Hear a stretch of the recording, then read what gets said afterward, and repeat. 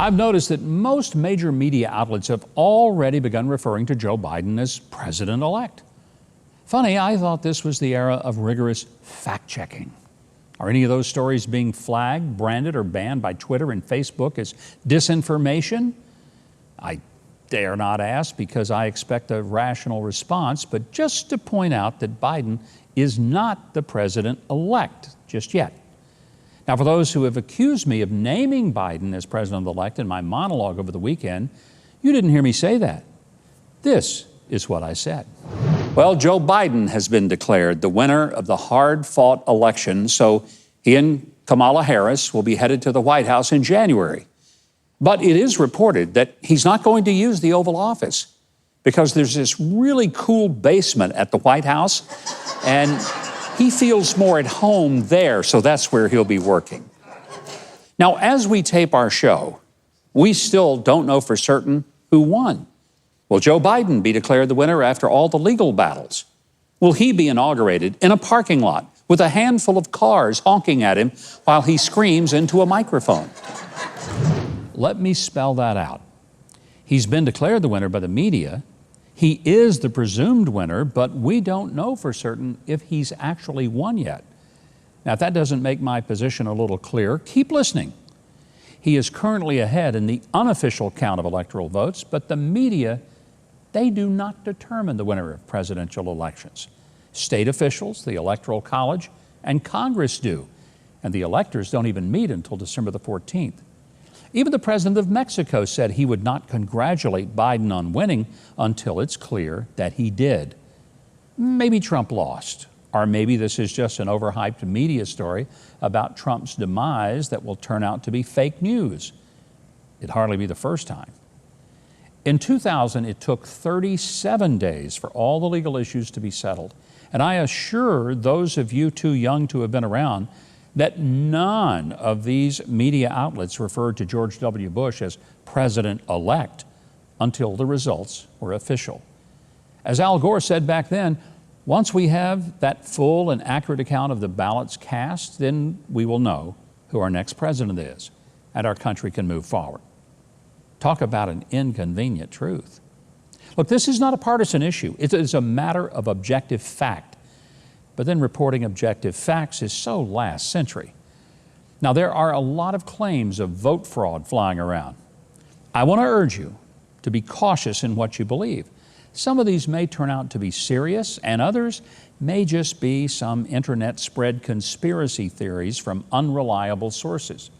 Investigate them all, but that requires time, which means not rushing to declare a winner, as many irresponsible media outlets have decided they're going to do. One red flag is that many statistical improbabilities exist that have contributed to Biden's lead. Now, these are being brushed off as merely heavily Democrat mail-in vote being counted late. But the Epoch Times points out how statistically unlikely it was that in only certain areas the percentage of Biden votes suddenly leaped far beyond previous levels in ballots added, and it happened at 3 or 4 in the morning. One story that's getting a lot of attention from non-leftist media is about voting software switching votes from Republicans to Democrats. Now, that is not a wild internet theory. It actually happened in Michigan, and not only gave Trump back about 3,000 votes, meaning an effective swing of 6,000 votes. It also reversed the results of a local race that had also already been called.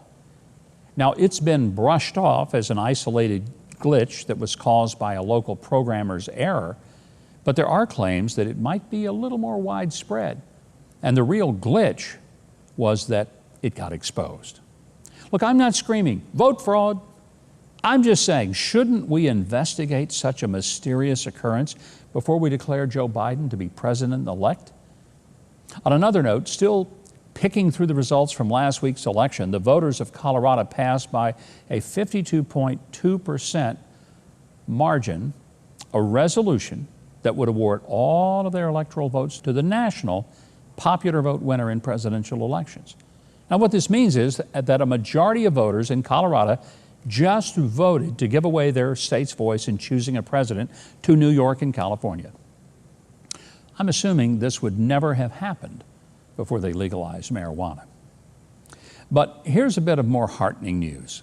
Even in California, voters rebuked the leftist overlords, voting by over 58% to exempt Uber and Lyft drivers from the state's recently passed law that practically bans gig workers by classifying them as employees. It puts so many expensive burdens on anyone who hires them that, quite frankly, it just kills demand and would have forced all of the Uber and Lyft drivers to shut down. It's great to see that even Californians stood up for the right of at least some individuals to decide what kind of job they want. But that law is still killing work for other gig workers, including musicians. It needs to be sent to the scrap heap entirely, and that is, send it there with all the other politicians who voted for it. Along with the loss of several House seats, the likelihood that Republicans will hold the Senate, and that Democrat Joe Manchin has vowed he will vote against radical propositions from his side of the aisle if they do gain control. And this kind of rejection of leftist big government interference in personal freedom, maybe you ought to put the fear of God into some Democrats in Washington. Some of the more rational members of the Democrat Party are privately complaining that the party got drubbed in local and state elections because of its association with unpopular leftist movements like socialism, the Green New Deal, defunding the police, Black Lives Matter, and Antifa. Congresswoman Alexandria Ocasio-Cortez naturally rejects that. She thinks the losing Democrats just didn't campaign the right way, or maybe they didn't embrace progressive ideas hard enough. She points to the far left members like her who won their re-elections. Of course, I'd remind her that most of them, like her, come from small districts that are so far left that even Nancy Pelosi once said that a glass of water with a D after its name could win in those districts. I'd add, even if the glass is half empty. Well, thanks for watching. And if you enjoyed that video, I hope you'll consider subscribing to the channel below and clicking the notification bell.